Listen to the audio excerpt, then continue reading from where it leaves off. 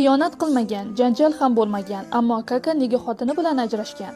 Braziliyalik futbol afsonasi va uning turmush o'rtog'i Karolina Siliko bolalikdan bir-birini yaxshi ko'rgan. Keyinchalik turmush qurib 10 yil baxtli hayot kechirgan. Ammo 2015-yil ushbu juftlik ajrashishga qaror qildi. Uning sababi esa ko'pchilikni shokka tushirdi. Unga ko'ra muammo xiyonatda ham, janjalda ham emas. Asosiy sabab Kaka haddan tashqari mukammal inson bo'lgan.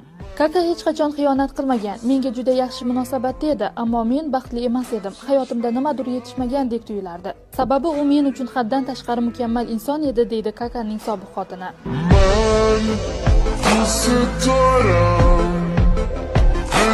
Man,